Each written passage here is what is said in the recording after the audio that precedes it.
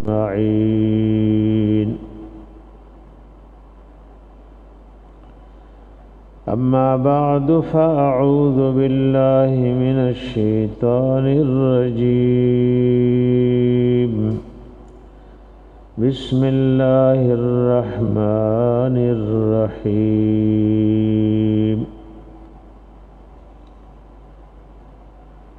يا أيها الذين آمنوا اتقوا الله حق تقاته ولا تموتن إلا وأنتم مسلمون. وعن ابن عباس رضي الله تعالى عنهما أن النبي صلى الله عليه وآله وسلم قال للعباس بن عبد المطلب: يا عباس يا عماه، ألا أعطيك، ألا أمنحك، ألا أحبوك، ألا أفعل بك 10 خصال إذا أنت فعلت ذلك غفر الله لك ذنبك أوله وآخره قديمه وحديثه خطأه وعمده صغيره وكبيره سره وعلانيته أن تصلي 4 ركعات تقرأ في كل ركعة فاتحة الكتاب وسورة، فإذا فرغت من القراءة في أول ركعة وأنت قائم قلت سبحان الله والحمد لله ولا إله إلا الله والله أكبر 15 مرة، ثم تركع فتقولها وأنت راكع 10، ثم ترفع رأسك من الركوع فتقولها 10، ثم تهوي ساجدا فتقولها وأنت ساجد 10، ثم ترفع رأسك من السجود فتقولها 10، ثم تسجد فتقولها 10، ثم ترفع رأسك فتقولها 10، فذلك 75 في كل ركعة.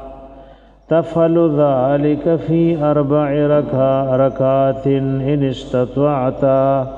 أن تصليها في كل يوم مرة فافعل،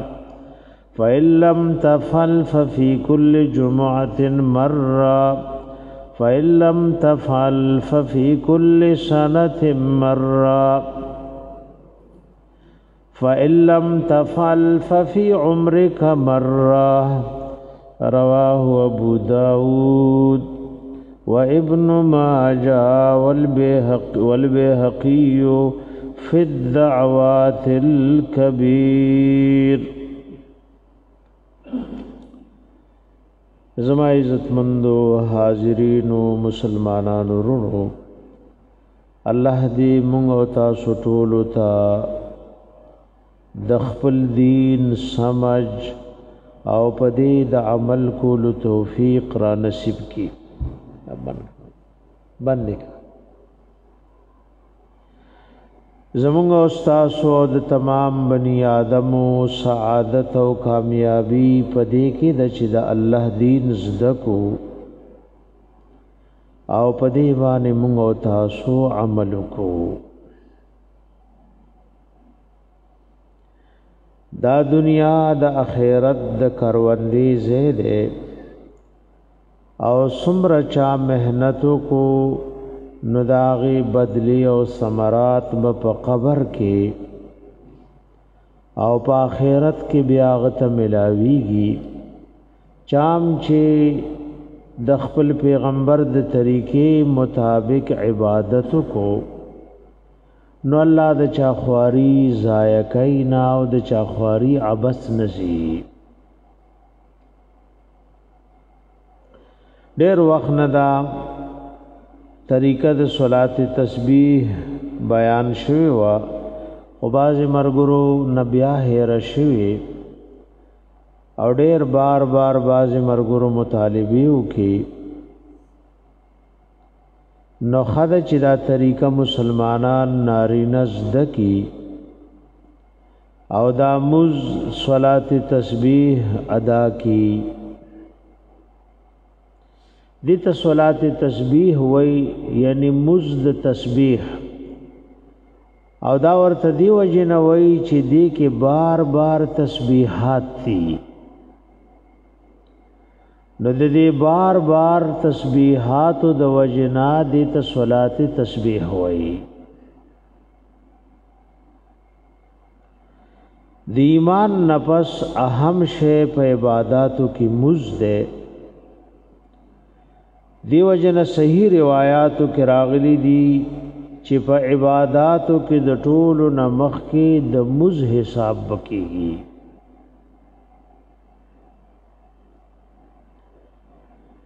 دا حدیث د صلات تسبیح د غنو صحابه کرامو رضی الله عنهم نراغله بعض علماء په دې ځکه تقریبا یول صحابه کرام ذکر کړی دي دا د ابن عباس رضی الله عنهما نم ده د فضل ابن عباس رضی الله عنهما نم ده او د دوی د والد د عباس رضی الله عنه نم ده دا حدیث د عبد الله ابن عمر رضی الله عنه نم راغله دا عبد الله ابن عمر رضی الله عنه نم راغله او دا علی ابن ابي طالب رضی الله عنه نم راغله دا غي ضرور د جعفر ابن ابي طالب رضی الله عنه نم راغله او دا د بچینم راغله د عبد الله ابن جعفر رضی الله عنه نا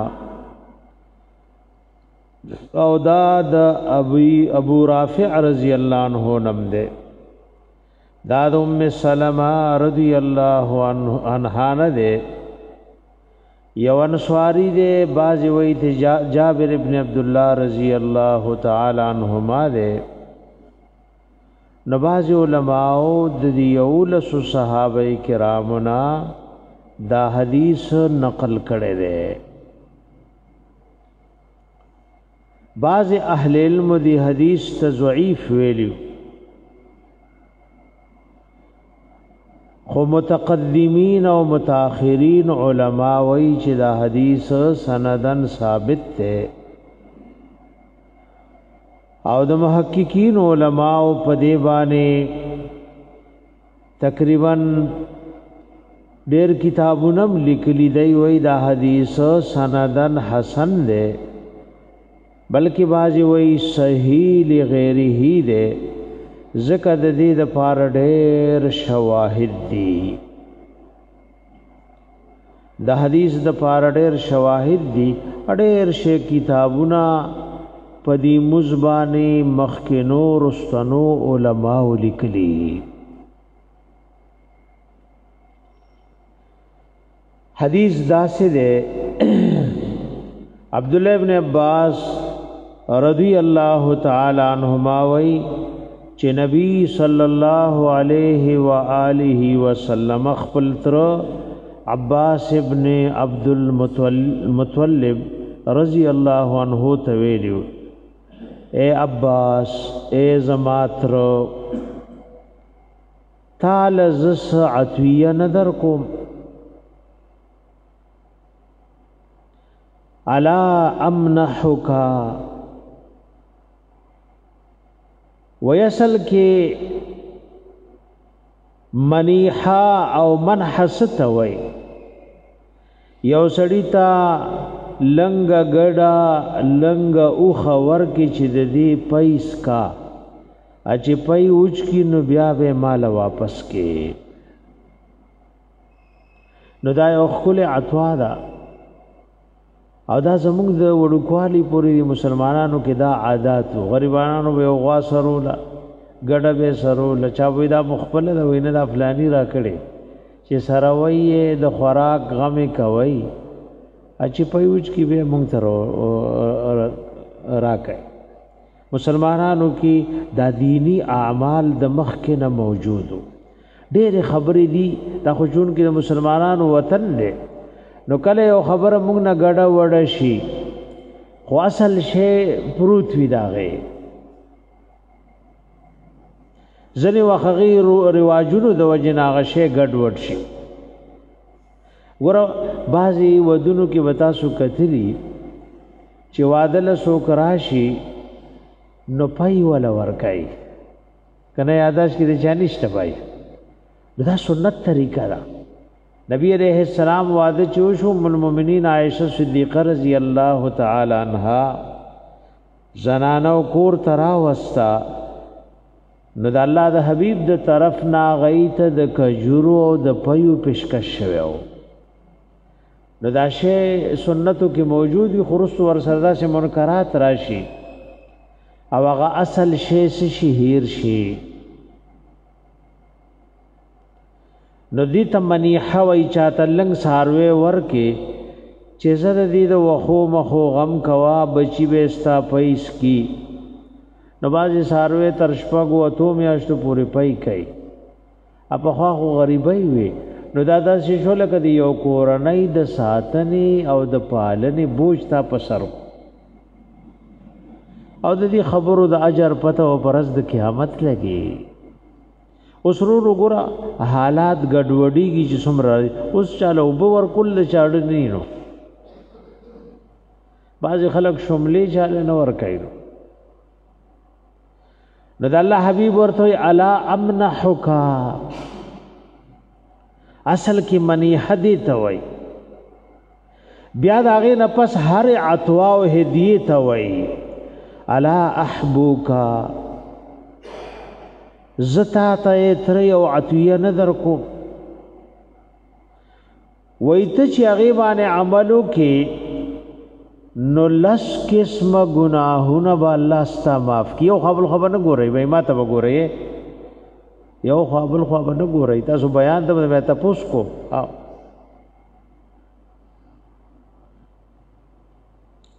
مزنه رسو ګورئ جمعات کې سره وګوري د الله کور لسه وګوري خوشحال شي غوس به مال ګورئ که زوګنی وی راغلی نو رسو کو جمعات پکې ما کې ګورئ بیا ګورئ غوس سپوس به یو خپل خو نه ګورئ یعنی بیا در باندې ځا واس کو او ویلس گناهونه به الله معاف کی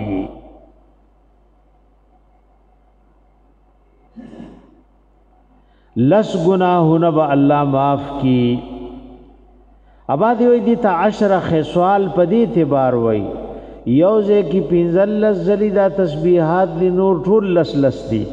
نو زکه ورته 10 خصال وای صلات تسبیح کی پیوزه کی 15 تسبیحات دی اپدی نور زایونو کی ټول لس دی وای اذا انت فعلت ذلك کل چتا سو اتر داس وکي نو غفر الله لك ذنبك الله بستا گناہونا معاف کی اوله و آخره اولنی او رستنی اید ابتدا والا گناہونا بم معاف کی او انتہا والا بم معاف کی ځکه ګناهونه څوک پیړ نه کوي خو زی مخ کی کړي او موږ کمزوري او آیندم بنده د خطا اونو نه ډک دی نو مخکینی بم معاف کی رستنی بم معاف کی قدیمه و حدیثه وای کم چې زاړه دي او کم نوی دي دا به الله معاف کی او خطأه وعمده کم چې په خطا سره شوی دا به معاف کی او کم چې قصدن شوی وای سوال راځي چې کم گناه خطا سره وشي نو پاغي نیول نشتا یو حدیث کې راغلی دا الله حبیب فرمای ان الله تجاوز عن امتی الخطأ والنسيان وما استكره عليه وای زما د امت ندری گناهونو بارک الله معافی کړي او خطا یو هیرا یو جسو کی مجبور کی چې مړکوم دې دا کار وکې او د هغه مجبورۍ د وجه نه وکړو نو چې خطا معاف دي نو څنګه وای نو علماء لیکلي وای ک ګناه خطا سره مشي خو نقصان خو پکې راځي کنه اباظ علماء دا ګناهونه په منزلې د زهر دي که زهر چا خدای سره خوړل بیا ول سوي کنه وای ولا یک چا قصدن زهر خوړل هم ول تکلیف ور کوي خو کې وسړي خطا شو زهر یو خوړل اباظ ګناهونه خطاوي نو اخرت کې پینیوللی او دنیا کې خو بتاوان راضی کنا لکه چا که خطا ان چاته نقصان رسولو نو د شریعت مطابق به بوج دنیا کې برداشت کړي اگر چې آخرت بارک دې سره په خطا الله رانی سینا نو ځنې وخت په خطا کې سوي لکه امور په بچی په خطا راوړې دا بے پروايي وکا اجه ساری رالا وی کتر چې وی خشنم بچي دلان دی مړ پروت ته نو دا خود اخرت کې مجرم نه ده او دنیا کې پدیوا هغه شری جرمانه راځي نو زکه دا خطوه ذکر کړل زکه خطوه ذکر کړل اوس گناهونه کینو قران کې موي وای ربنا لا تؤاخذنا ان نسينا او اخطانا اے رب زمونږ منی سي پاغ گناہنو کمونگ نهیر شوی کو یا خطا شو کله سړی دی په لور خواله پتر چې قبله ته لاړې ته کل گناه ده او بس تیر وته وی تو کله نو پدی گناهګار نه خو استغفار دی او قسمه وای چې دا شعر آیات شي چې قبله په لغه د لاړو ته کل نه منه خي طرف لبم لاړې نه تو کې خي طرف لم نموز کی نموز نبار لاړې بنتو کې قبله طرف ته بلاړې نتو کې لوی کاغه گناهونه خطوا ان دی او کسدن دی صغیره و کبیره کواړ دی او کلوی دی وی دی مسر لوی گناهونه معاف کیږي مسله دا سي رضان الحمدلله چونکه موږ مسلمانان یو نو په مسلو ځان پوي واړه گناهونه الله دې نیکو سره معاف کړي لکه تاسو نن د جمعې مزل راغلي الله دې د حاضری قبول کړي وای چې چې د جمعې مز حاضری قبول شوا نو تربلی جمعې پورې الله واړه گناهونه ټول معاف کړي درې ورځې په سیوا شوي درې مو په ورواړولې ځکه دا هر نیکي یو پلس بدلی الله ورکي دا کم نه کم ده نو د یوې جمعې نه تربلی ورځې شوي او درې ورځې په سیوا شوي خود لوی گناهونو د پاره اهل سنت والجماعت وای چې دا بغیر د توبې نه معاف کیږي خبر باندې پوه شوي اے او سړی موزو کو مز سره گناهونه معاف کی خواړه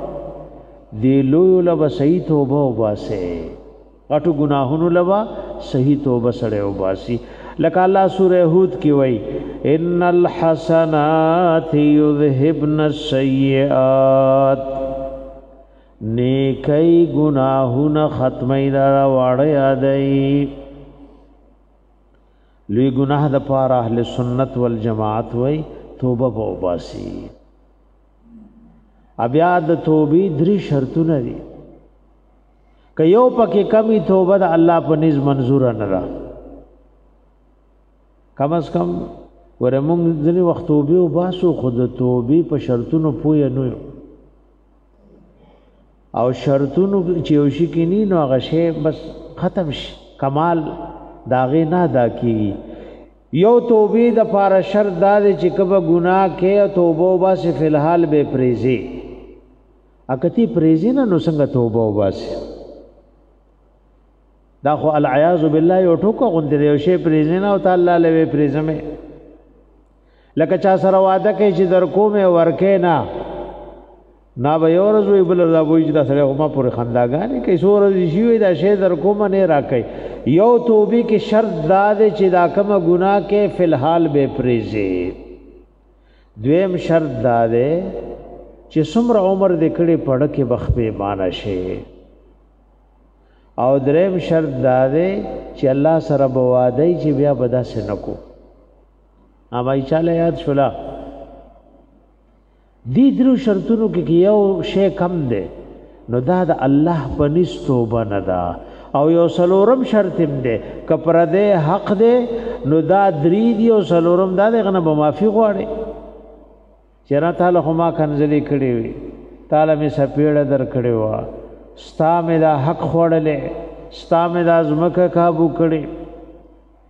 نو کچری حقوق العباد وی نو ور سره بیا سلورم شرط دام دی چې دا اغنه به معافي غواړي اوا چې پس معاف کوي نو هغه شان بکې لازم هم نه کې کو ساوي چې بیت هغه نه دور پیسې خړلې اتوس په مفتو کې معاف میکا زه غوتا مفتو کې نه معاف کو نو بیا باغل هغه ورکه هغه احسان وکړو چې زمیرا کا او ما معاف کړي نو هغه ته په الله ډېر لوی اجر ورکي نو دا وکبیره ہوئی اولی ذکر کړي بیا نو باز اهل علم وای چې کبیره بغیر د توبې نه معاف کیږي نه وای دی وړو کې دو قسمه وړو کې یو وړه د یو پکې لوی الا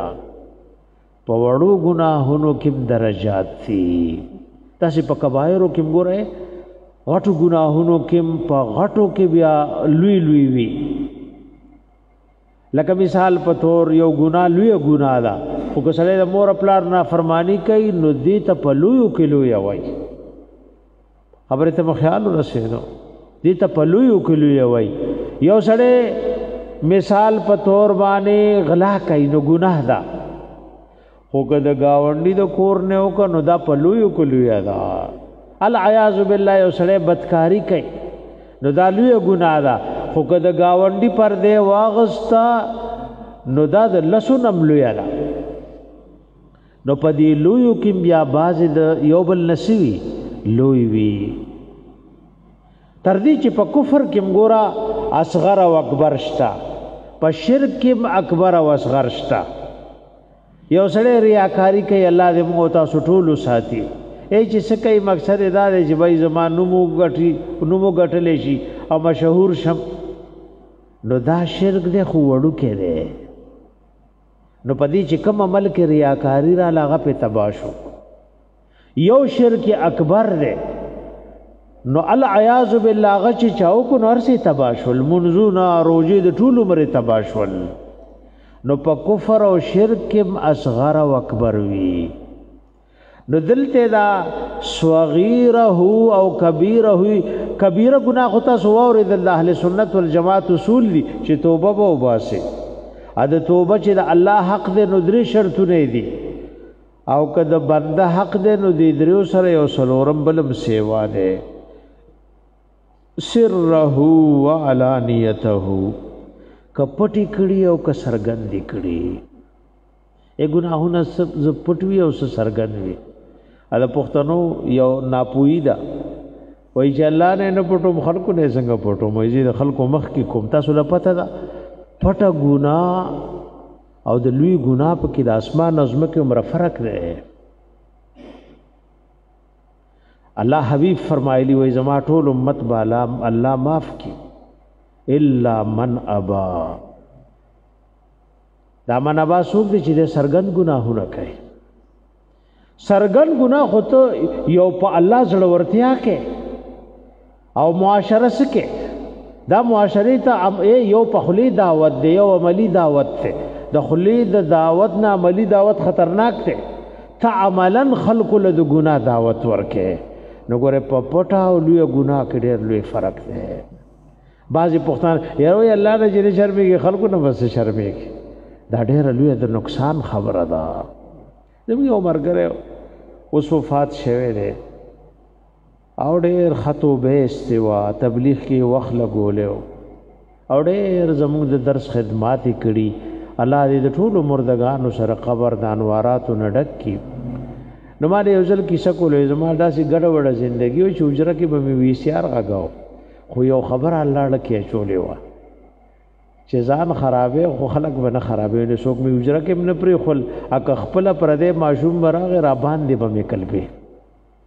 چې ته خواسې الله خیره د دی څه خرابې نو ګوره الله د توبې توفیق وله ورکړو اګه ته وی جراشه بھائی زم دا ګنده کار کوم او د خلکو دا ماشومان بمسی نو ته خو معاشره خرابې نو په پټه او څرګند ګناه کې ګوره ډېر لوی فرق دی پوی پې شوی که پوی نه شوی دا خو ته په الله زړورتیا کې دام ګوره د دین یو حصه ده چې ته په ګناه د خلکو نسی او شرمېږي گناہ کې د خلکو نه شرم ته دعوت نه ورکې د گناہ خلکو لا چې ته گناہ کې دا خو یو قسمه دعوت ته خلکو لا نو ځکه وای سره وعلانیته کپټی دی کړي که سرګندې دی کړي نو ګوره لس قسمه ګناهونه ذکر کړل وای ته به څلور رکعاته نفل وکې ادا علماء لیکلي په یو سلام دی کشپه دا او کرز دا بعض علماء وایي که د ورځې وي نو په یو سلام دی وکي او که د شپې په دوو سلامونو دی وکي ځکه دا یو مسله ده د الله حبیب فرمایي صلات اللیل مثنا مسنا د شپې چې څوک نوافل کوي نو بهتر دو رکعاته دي که چا څلور کوم هم جایز دي تر دې که چاته رکعاته وکړې نیت ته وتړلو او پاتو سلام ګرځېدم جایز دي خو غوره دو رکعاته دي نو وایي که د شپې چا کول نو بیا دې په دوو سلام وکړي او که د ورځې کې نو بیا ښه خبره دا ده چې بیا څلور رکعاته په یو سلام وکړه اباځي وایي کله دې په یو سلام کوي کله دې په دوو کوي په ټولو عمل پکار دی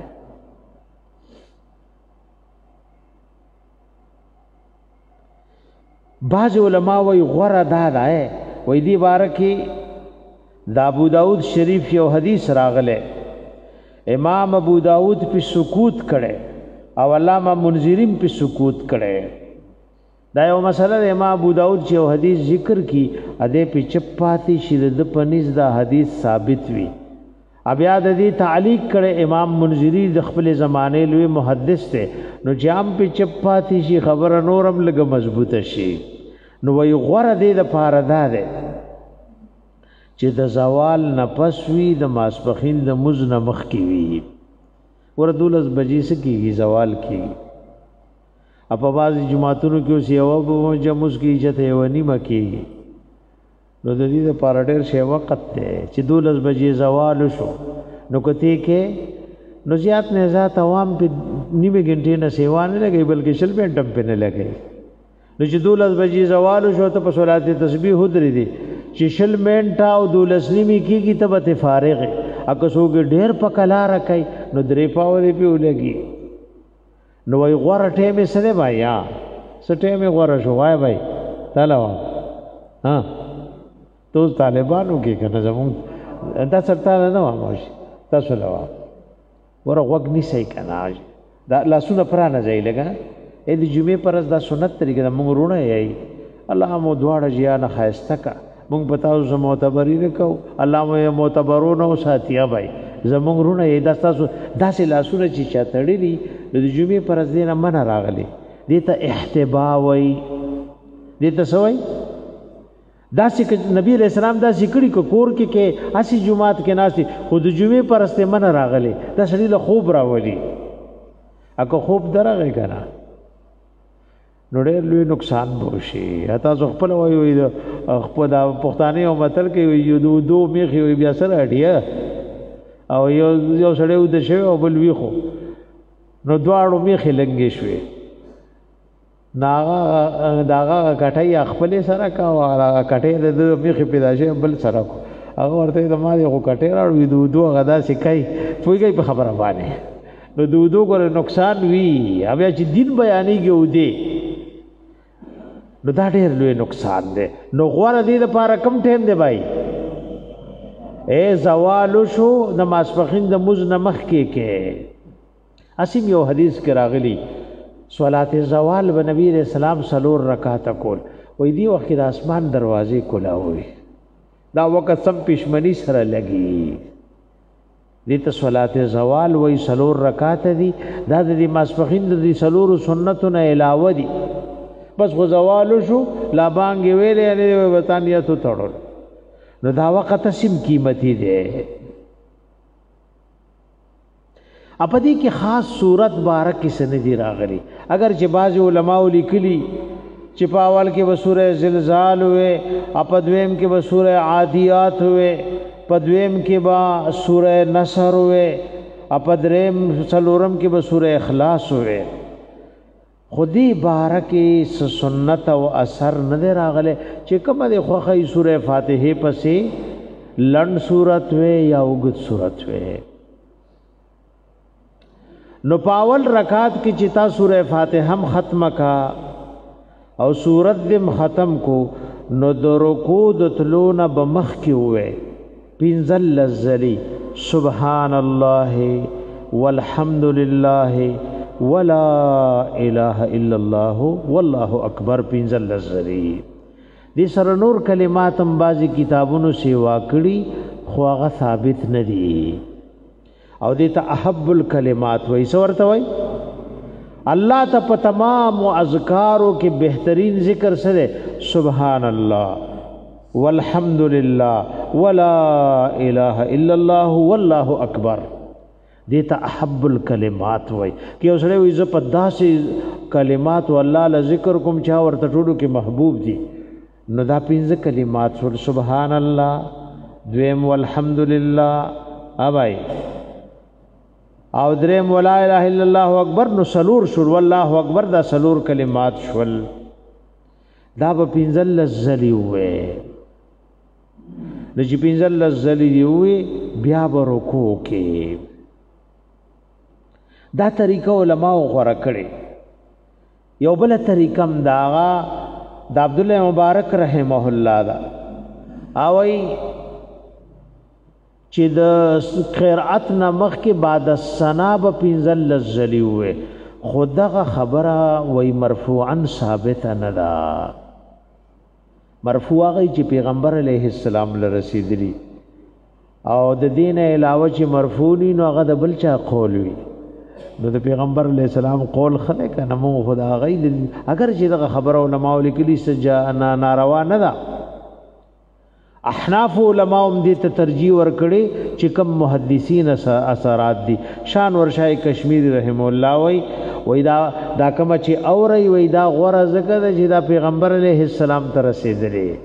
او هغه بل خبره د لوی خلق علماء دا خود الله حبیب ته نه رسیدلی نو داسې مسکوي چې دا پنځل زلی د قرات نه پس وایي د ثنا او د قرات په منځ کې مو وایي پنځل زلی بداسه وې او جمهور روات پدی مذکوره صفت باندې دي چې دا کم اوري نو رکوع چې لاړ شي نو د رکوع تسبیحات بوه او هغه نه پس بلزلی بیا وې سبحان الله والحمد لله ولا اله الا الله والله اکبر وردا مزب الا بودری کو جدا بتا سو ناورم غره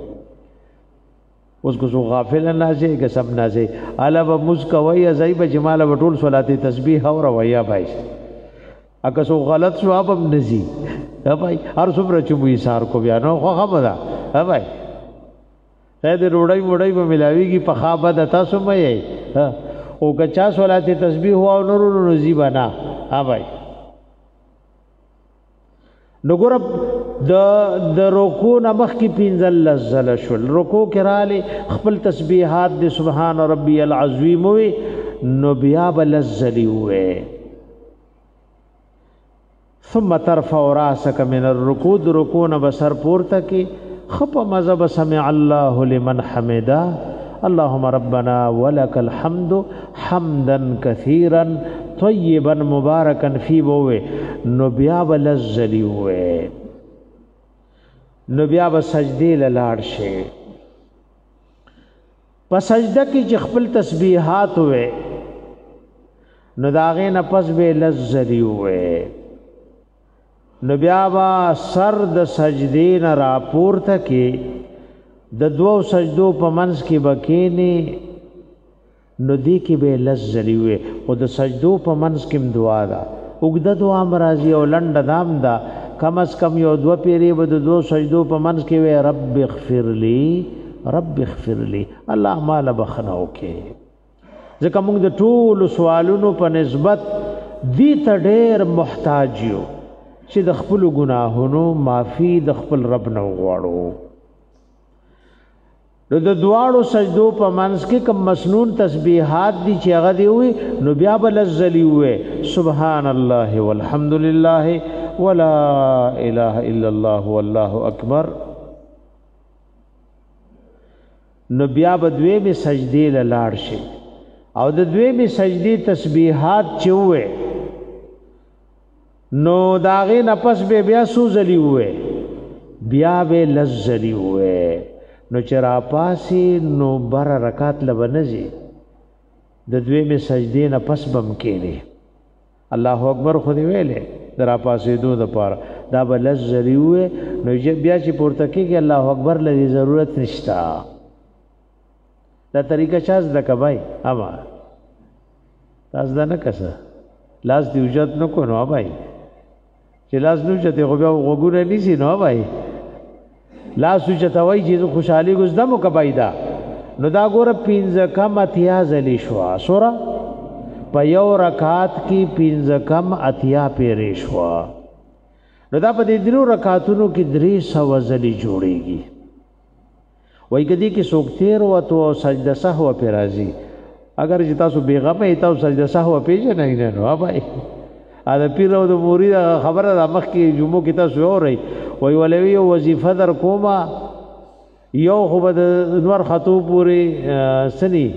خبره بچا سره نه کوي غول دا یو خو پورا ځاسي مودي نو سجده سهو تاسو سم نه کوي ځکه په سجده سهو ځان نه پوي وای نو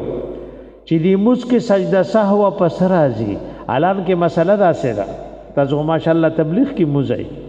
وای کوم شی فرض وی دا غي مسلې د کولم فرض دي قسم دې کو څوک مسکای او د موز غټه غټه مسلې نیز د کړي د فرض بریخي د الله پنيچ په مجرمانو ګناهګارو کې موز د نور دي فرایض سری د دې واجبات سری پدې کې بس سجده سهو په سرازي دا په موږ ټول د کولو ضروری او لازم دي لکه ځلې وخت کې بس سجده سهو راځي ته به نه کینو موز دیونو شو ازنه وخت کې باسي به سجده سهو کې نو بیا دې ډېر لوی نقصان وکړو نو دا زده کوي ویږي په خبره باندې ادا زم مزده کوي یا ځکه یو سره عمرې لتلو نو یې زه روانم او را لزر زر عمره وخایا نو که تاسو مسوي چې سره الله فرایض او واجبات ټولو خایا نو دا څه پدو نه کیږي نو ما ولې ته واجب سره طالبان په کال کې حج او عمره وې از دې نه کلتی پر روانه کې زده کې ویراله زر زر غټ غټ هوا زر روانه نو دا دین دا څه دی چې تاسو روانه بیا به زده کې نو دې لک فکرمن شي خپل عالمانو صاحبانو سره په مساجدو کې دا زده کوي کني اکثر تبلیغ والا چې کوم لړ شي او خواري کوي لدا په یاد وي اکه چا چلا او سلور مې لګي دا ول یاد دي بیا د خواريو کې د غواڅه وخت لګولې پکار دي چې پدری رځ کې دا تزده کې یعنی چله دې لګولې چې پاغې کې زده کې سلور میاشتو کې زده کې نو علماء دا سې لیکلي کې دی مسکی او سړې تیر وته سجده سهو کوي هغه کې به نه وای دا بدریو سو نه سیوا کوي نه کته سجده سهو کې لس ذری وي نو بیا خو دي 320 لا خبر او رسوله اعلان کې شریعت کې دا 300 دي دینه وسنه کې دینه وې سیوا کې نه دا یو مسله علماء لیکلي لکه معنا په سجده کې هیر شو را پورته شم بني ادم کمزور دی نو دی پسې چې کم دی نو هغه کې د لسو پوزیشن پیری وایا په خبر اور رسیدای یا ځنی وخت بني ادم کمزور دی بس رکوع نه پورته شو تسبیحات تیر شو اوس دی غریب دمر خواري کړي او د اخیره رکوع ده نو دې په قومه کې شل پیری وای نو دا په هر رکعت کې زما عزت مندو دا پینځه کم اتیا جوړیږي 75 دغه شان سلور رکعات مزبکول وی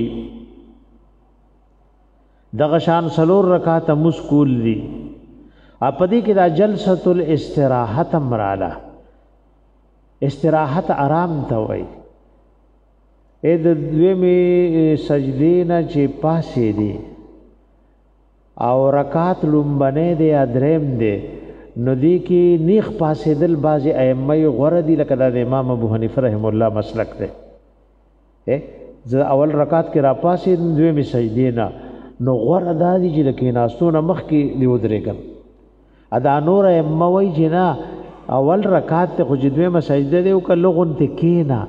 د یوزل سبحان ربی الاعلى په دغه باندې دي ته د آرام ناشته وای د الله حبیب نه د دواړه خبرې ثابت دي خاص کر اخیرنی عمر کې چې الله حبیب بوډا شو بدن مبارک لګ درون شو نو بیا غي جلسۃ الاستراحت کړي لکه څنګه زموږ زنانه شي کوي موږ څنګه زنانه موږ ته مور یا بیبي په موږ لیدلې کنه بدلېدلې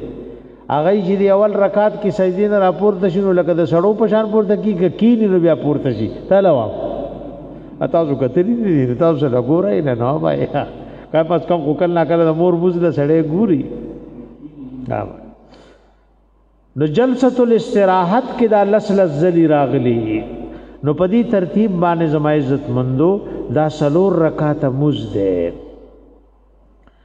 نبی علیہ السلام ترتوی روزانه کوا اوسم ماشاءالله دا سنیکان خلق شتا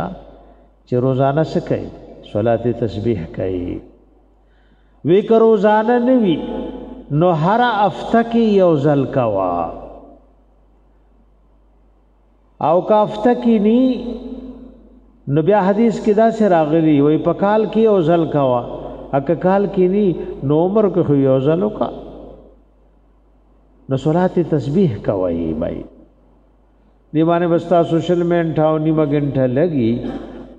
یو ځل نیم بدر له مشکلات خو چې دوه پیریو کې خپل بس شي دا خبره بزده شي نو دا یو بهترین مزده پکار دا چې مسلمانان داو کی او دیوانه لس قسمه گناهونه رب العالمین معاف کوي دا حدیث امام ابو داود ذکر کړی دی امام ابن ماجہ ذکر کړی امام بیہقی په دعوات الکبیر کې ذکر کړی او دا مرعات المفاتیح د حدیث یو شرح د نه دی وی چې دا دی یو لس صحابه کرامو نه منقول دی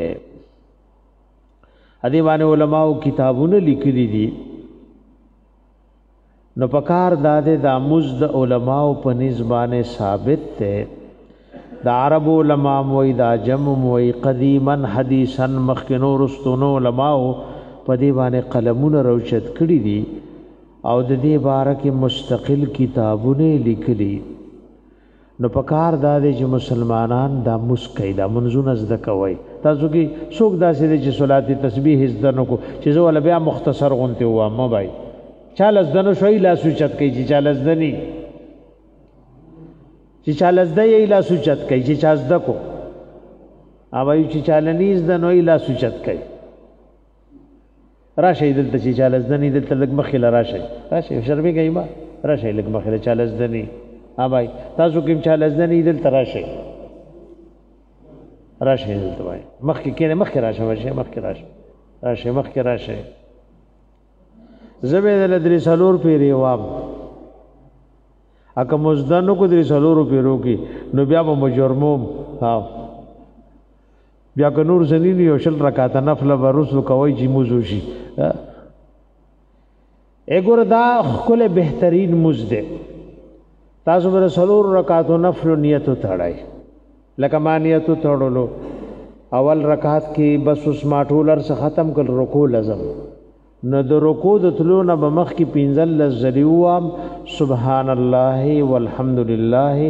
ولا اله الا الله والله اکبر دا کنه درځي دا به دغه طریقې زده د کلمات بخبیا زده کوي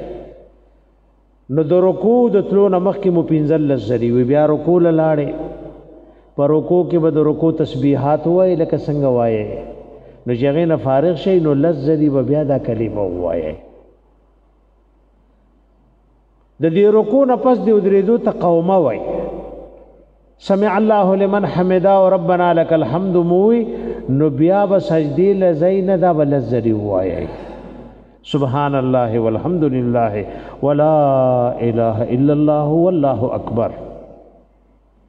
نو چې سجدي لاړ شي او د سجدي تسبیحات مو بیا بلزری وای سجدي نه چر پورته شي نو د دواړو سجدو په منځ کې به لزلی وایي بیا چې دویمه سجدي لاړ شي نو د هغې د تسبیحات ویلو نه پس به بیا لزلی وایي چې دویمه سجدي نه راپورته شي نو رکعت له به نه پورته کېږي کې بنای لکه څنګه قاعده کې سړی ناست وي نو لزلی به وایي نو دا په هر رکعت کې دا پنځه کم اتیا حاصل شو بیا په هر رکعت کې داسې کوي اوس به پوه شوي که پوه نه شوي بھائی تاسو اوس به پوه شو یا بھائی یو ګوره داسې میدی په لګورا بعضی کسان الله لري تاسو موټول حج لبوزي نو بعضی کسان راشي الله دې بیا کولاو کې دلته بیا موږ د حج او د عمره تعلیم ورکو نو بعضی سره په شل ورځې کې تلبیه نه زده کوي بیا ولا ګورای وای سوره پاتې شوي چې زمونږ کو ایلا سوچت کوي وای سر به کوي یو دعا تم درش تبای بیا دریم ځل باندې جواب اکنی نو بیا دواړه صحیح کوي چې لړ در نشي تر مازیګر خو به اشار کو کنه بھائی چې دا مزد کی طالب بولنا استی خیر ده ورسلور رکعات نفل نیت بو تړای نو چې قرات مو ختم کو سر رکوع لزین رکوع لبزینا پینزل لزلی بدا وایي نو چې رکوع لاړ شي او تسبیحات مو نو پر رکوع کې به لزلی وایي نو رکوع نه چې راپورته شي او تسبیحات د رکوع وایي نو بیا به لزلی وایي سجدي له لاړ شي نو د سجدي د تسبیحات نه پس به بیا لزلی وایي نو د دواړو سجدو په منځ کې به لزلی وایي بیا به په دویمه سجده کې لزلی وایي د دویمه سجدي نه چې راپورته شي نو پورته کېږي بنا بیا به لزلی وایي وګوره چې په دویمه اوله قاعده کې ناشتي نو قاعده سبق چې وای نو رستو وایا اکه مخ کې دی مخ کې وایا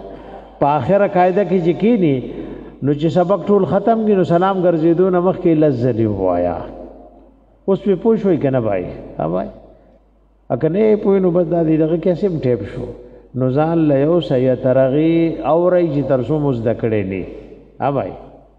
اکه نه پویږي راځي بل وخت کې خدا مزد کوي بعضی منځونه ګوره ډېر ضروری دي او مونږه زده کو نه پکار دي چې مونږ دا غي د زده کړې سوکو زما عزتمند کوشش وکړو لکه روزانه ګوره سړی ته دا وای سو کم او سو نه کم نو صلات استخاره راغلي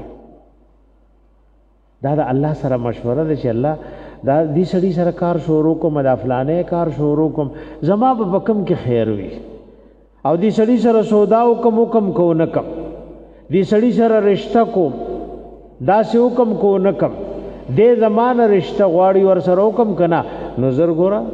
دو رکعات نفل نیت سره وتړي او غدواز دکی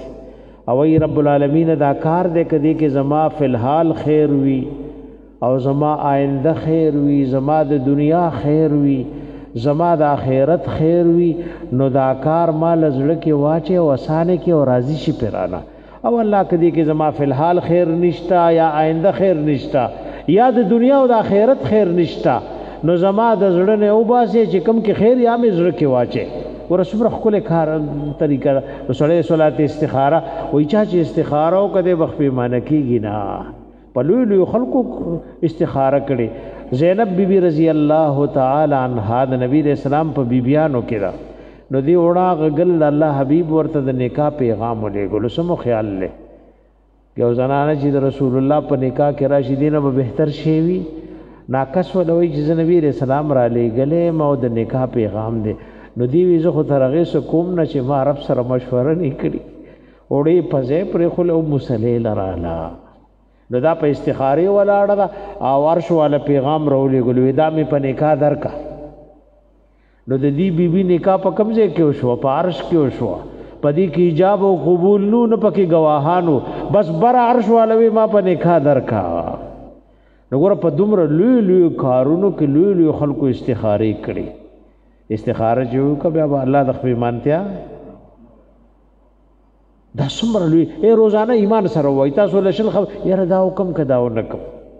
دې سړي سره لین دینو کوم کو نکم نو بس 2 رکعات نفل دی او مختصره دعا د کزدنی ځان سره کتاب ساتي نو دا بهترین منزونه دي خو مونږه زدکونا بیا رستخ په معنی ځنی سړي سره سوداو کا بس پیسې لکه سین لري ورغورځولې ځنی سړي سره د رشتاو کا بس په غمونو او په شرمونو پر پریشانوي واړولې نو استخاره سړي کړي وي بیا د خپل معنی کېږي نه نو ان شاء الله استخاری مخکم په بیان شوی امز دکای دامز دکای الله زموږ د ټولو خاتمه په ایمان کې یا الله خاتمه مو په ایمان کې الٰه العالمین د خراب خاتمه نمو ساته یا الله د خراب خاتمه نمو ساته الله زن کدن کې زموږ مرګري شي او الله د شیطان او د نفس د وسوسو نمو په حفاظت کې وساته او کلمه د لا اله الا الله په زدن کدن کې الله په خپل رحم او کرم زمون په جبر راولي الله زمون ټول واړه او لوی ګناهونه معاف کړي الله مونږ ته زمون والدین او ته استادانو ته اصول فروع ته امړو ژوندو ته واړه او لوی ګناهونه معاف کړي الله زمون ټول دینی دنیوي حاجتونه تر سره کړي او زمون ټول دینی دنیوي پریشانای رب کریم ختم کړي الله بی گناہ بندیوان د بندر اخلاص کی د چا دشمنی طرف غنی دی په محبت او دوستی باندې بدل کی باران د پر دعا غواړی الله د خیر عافیت بقدر ضرورت باران په موږ وروره الله د خیر عافیت بقدر ضرورت باران په موږ وروره موږ مخکې جمعه کې ویلیو چې موږ د جمعې مز وختي کو نو لږ وختي کوشش کوي ځکه وسرورو وخت نازک کیږي نو د اوړي او د جمی په موږ کې فرق وي څومره چې وختي راځي 12 بجې زوال کیږي نو تقریبا 1 غنټه شو چې ګوره موږ جایز شوه نو وختي کوشش کوي الله دې موږ تاسو ټول ته هر مزلا